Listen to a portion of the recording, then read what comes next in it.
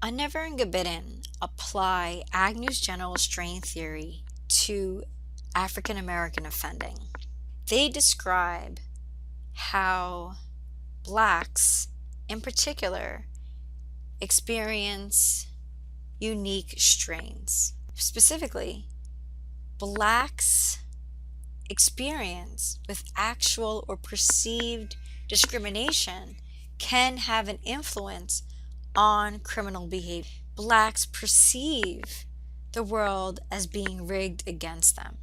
This results from racial oppression. African Americans or blacks will confront racial discrimination. They will experience criminal justice injustices. They will experience pejorative stereotyping. They believe that they will not be treated as fairly as other races or ethnicities. And this unique racial lens, or even cognitive landscape, informs their beliefs and their behaviors.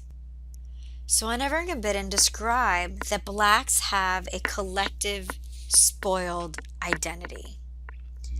A spoiled identity comes from Irving Goffman. A spoiled identity means that blacks tend to be socially discredited, are seen as undesirable, as tainted, as discounted, or even dangerous. And so Unnever and Gabbidon describe how parents must racially socialize their children. So Unnever and Gabbidon describe how black parents need to racially socialize their children. And you can read about this on page 580 and 581 in your text. In particular, they argue that black parents must prepare their children for discrimination. They must help them navigate through their interactions with whites, with the police, help them create a self-identity that includes blackness as positive and valued, and to resist racial subordination. So the parents must expose their kids to cultural practice and objects that instill pride and knowledge.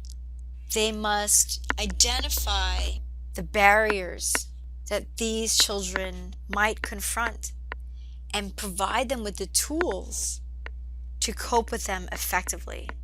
The failure to do this, to racially socialize, will lead to anger and depression.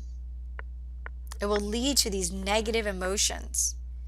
They will have a deep resentment to whites and the white-dominated institutions. Street values will be inculcated into their lives. This will happen especially if they live in isolated or segregated neighborhoods. So Unnever and Gabbidon then explain how blacks are more likely to experience these kinds of strains, stigma, discrimination, and they're likely to interpret situations as threatening to their identity. Right? Remember when we talked about Agnew, and high in magnitude was one of those strains that are most likely to lead to crime? This is where that fits.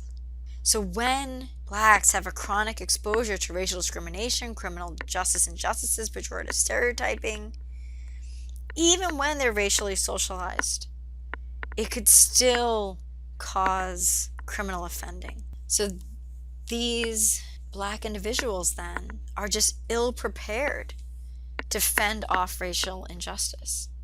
So Unnever and Gabbidon emphasize the role of black parents in preparing their children to live in a world where they have a spoiled identity and discrimination and oppression are likely. So that's the last of the strain theories. I'm interested to hear about your discussion around Unnever and Gabbidon in your discussion board.